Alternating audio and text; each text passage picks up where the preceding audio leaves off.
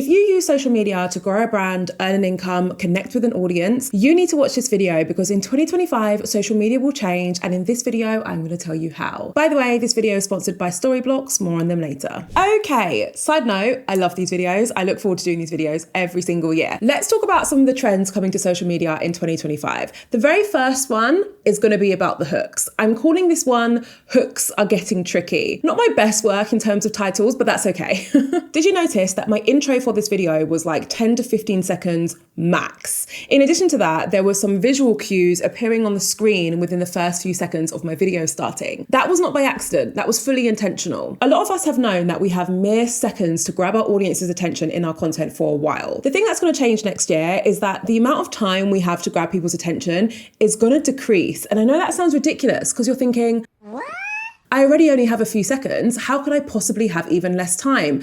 Well, a study by Facebook revealed that the average attention span for their users when it came to consuming video content was actually just 1.7 seconds when it was consumed on a mobile device. It did go up to 2.5 seconds when it was viewed on a desktop. Now, this isn't the only study which has come out and said that actually you have less than 2 seconds to grab people's attention, and it won't be the last one either. As more and more creators emerge and more businesses start to use social media to promote their brands, we are going to continuously see an increase in the amount of content that we are competing with on our designated social platform. The more content being shared, the harder it is for us to get our audience's attention. In the past, it's been enough for you to say something hooky or do something exciting within the first 3 to 5 seconds of your videos. Now you have under 2 seconds and you probably need to get a bit more creative with your hooks. It's no longer enough for you to just say something that's going to grab your audience's attention. You should now be exploring multi-layered hooks. Do you know what? I actually think that should have been the name of this trend. Let's just change it. The name of this trend is now multi-layered hooks.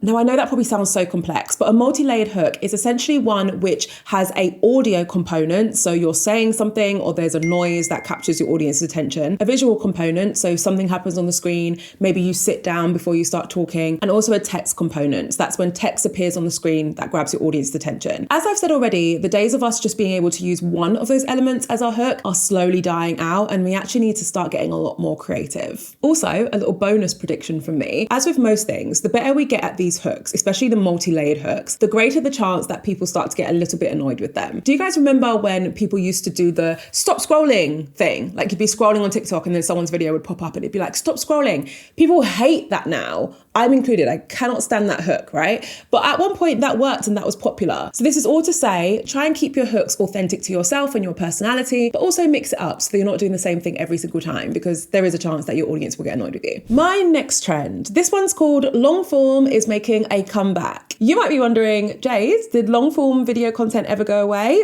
Not really, but I do think the last few years it's had a bit of a PR crisis and short form content has just been nudging it out of the conversation a little bit. If you don't know what I mean by long form and short form, I'm specifically focusing on video content for this conversation. So a longer video is usually over 5 minutes long. A lot of the time it's landscape format and you're viewing it on a platform like YouTube, but there are also longer vertical videos that you can now consume on sites like TikTok. Short form content usually refers to vertical video content that's under 5 minutes long. So that is usually the bulk of content you see uploaded to TikTok, to Instagram Reels, to Shorts, to Snapchat, all of those platforms. Now, when you look at the behavior of two of the leading social media sites, so in this case, we're talking about YouTube and TikTok. If you look at some of the new features that they've introduced over the last 12 months, you'll start to understand why I think longer form content is going to make a comeback. If we look at TikTok, for example, they started to incentivize their creators who earned money through their platform to actually create longer videos in order to earn an income. So those big creators that you see and you wonder how they're making money,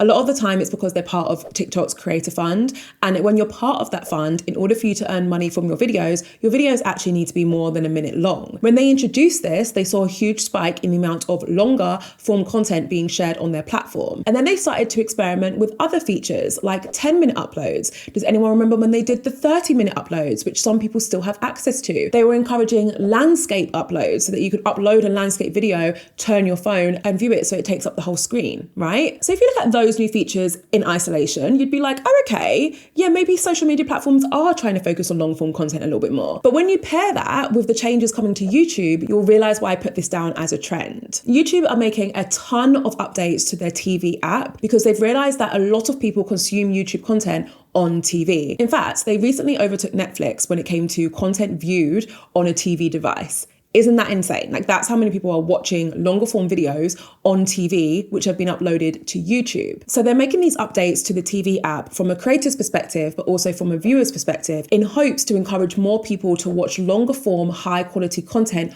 on their TV. Do you see where I'm going with this? Platforms are actively trying to encourage creators to produce longer form content because that will trickle down and it will encourage more viewers to watch longer form content. This is great for social media platforms because it means that people will spend more time on their platform. And that is the main objective of every single social media site that exists. They just want you to stay on their platform for as long as possible. And they know that long form content is the way to do that. So as more and more social media platforms wake up to this trend, more creators are going to be producing longer form content, and it is going to make a comeback, mark my words. If you're someone who already creates long form content, or if you're listening to this and thinking, oh my God, now is the time for me to start creating long form content, I want to take a second to talk to you about Storyblocks because it is going to be your best friend when it comes to your ability to produce high quality content. Now, back in the day when I first started out on YouTube, one of my biggest issues is that I was struggling to keep people engaged with my video. So people would click on my video, but they'd drop off after a few minutes because watching me sit and speak to the camera lens just wasn't entertaining enough for them. Now, any good long form content creator will tell you that in order for you to succeed with creating longer form video content,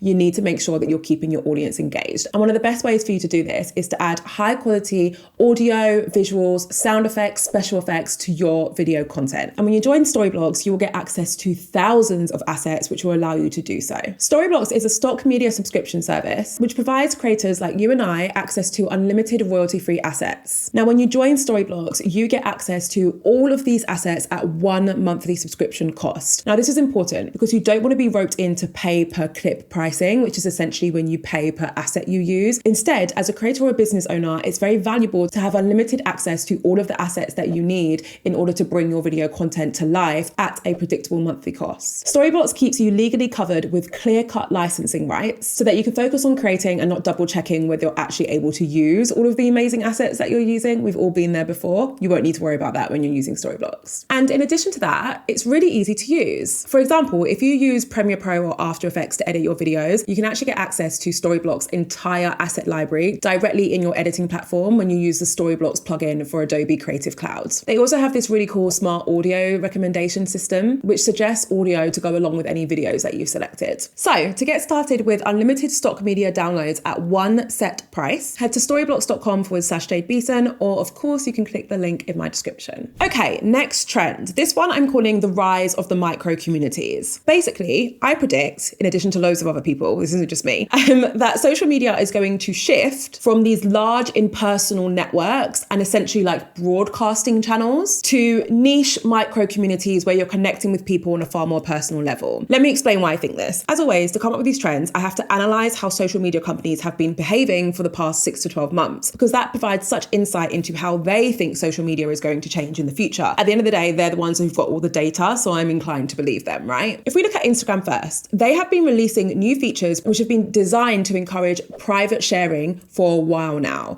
Whether it's the notes feature that they created, enhancing the DM experience, broadcast channels are also another version of this, plus loads more. They're not the only ones doing that though. If we look at YouTube, they recently announced that they're going to be upgrading their community tab. So now it won't just be a space where creators can share the odd post or the odd poll. It's actually going to be a place where the creator's audience can also share their own content. Kind of like a new take on your Facebook homepage. All of these updates suggest that social media users are craving more personal interactions. The head of Instagram recently spoke about the fact that people are actually finding incredible content and then immediately sharing it with a private group in their DMs. And then all the conversations are happening there. So do you see how there's a shift happening?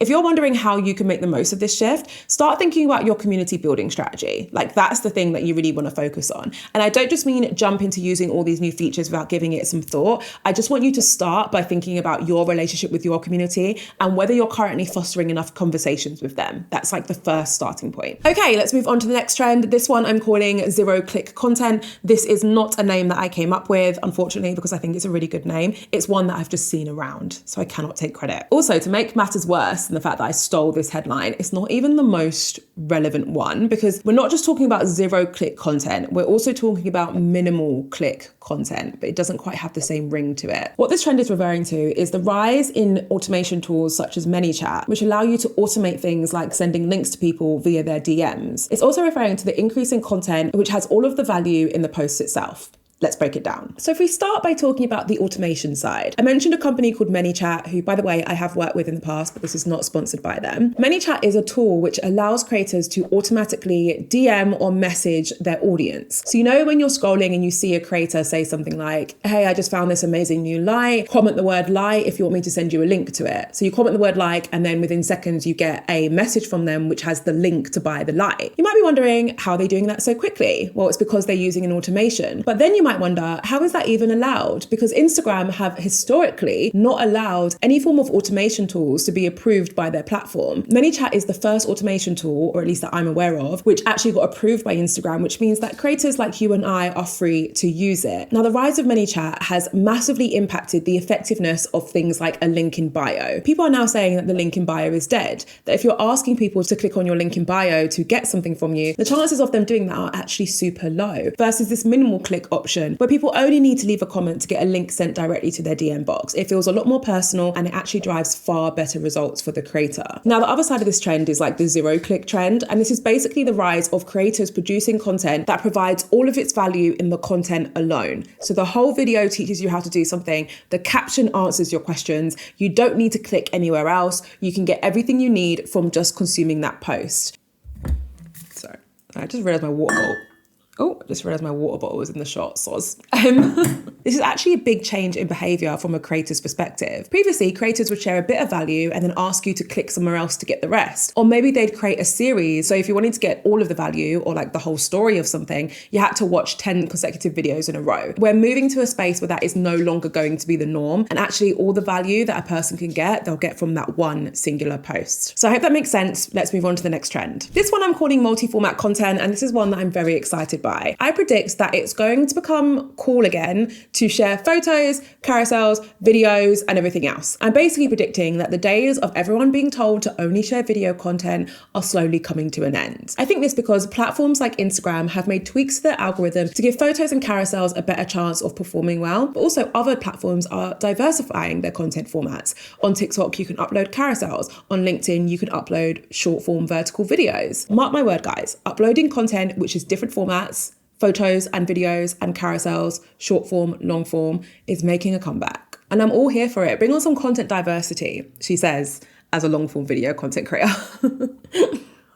All right, guys, we're almost there. I just loved all these trends. I didn't want to leave any of them out. The next one is called the shortened trend cycle. Trends on social media have been popular for a few years now, but it's been within the last few months where they've gotten slightly out of control. And what I mean by that is the sheer amount of social media trends that are popular at any given time, but also, and more importantly, the shortened length of popularity of these trends. If we take very demure, very mindful as an example, one of the biggest trends of 2024. You see how I do my makeup for work? Very demure, very mindful. That trend literally lasted a couple of months. Max. Like if we can even say that it lasted a couple of months, maybe we can only say it lasted 6 weeks. It did not last a long time, despite being one of the biggest social media trends that we have seen as of late. Now, what does this mean for you and I? Well, and you're not going to like this, it means that we are going to have to experiment and switch up our style of content far more frequently than we used to have to. A couple of years back, you could find a style of content and stick with it for literal years and continue to see success.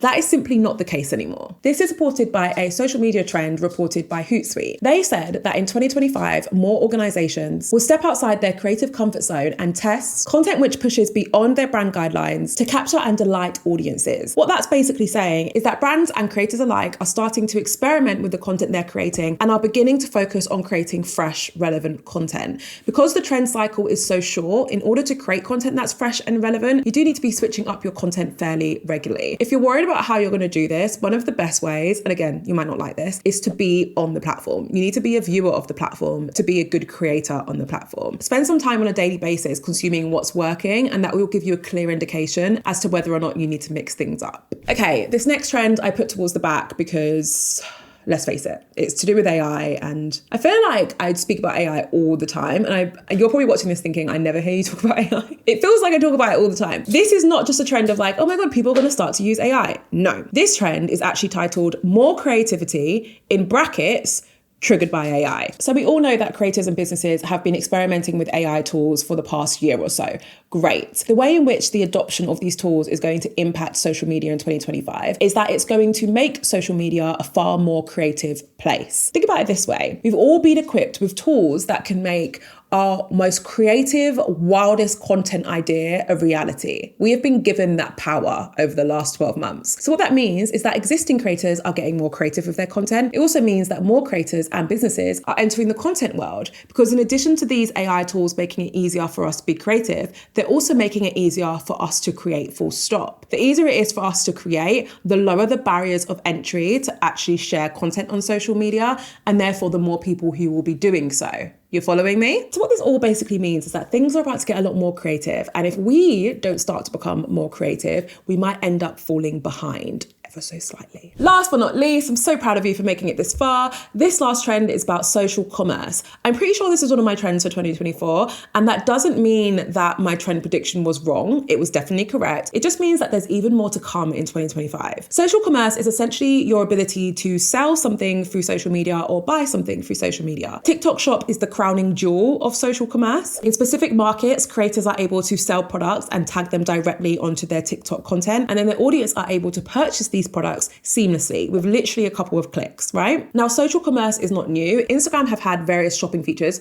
for literal years. It's just that TikTok are the first ones to really nail it. Like, they've really nailed it. So obviously, because one social media platform is seeing lots of success in one area, that's going to mean that other social media platforms are following suit. The prediction I made for 2024 was that other social media platforms would start to prioritize social commerce, which they did. For example, YouTube have made loads of upgrades to their shopping shelf. In 2025, I think that's going to continue. I think platforms like Pinterest and Instagram are going to continue to develop their e-commerce features. And I also think other platforms like Snapchat, which is having a real boost in popularity at the moment, I think platforms like that are going to start playing the e-commerce game as well. So watch this space. Okay, my loves, I hope you found that useful. Don't forget that if you want to unlock unlimited stock media at one set price, you can join Storyblocks. Head to storyblocks.com/Jade Beason or click on the link in my description. If you feel like hanging around, I recommend watching this video. It's all about my creator trend predictions for 2025. Very important video to watch if you are a content creator or if you want to be one in the future. Thank you so much for watching as always. I can't wait to see you in my next video.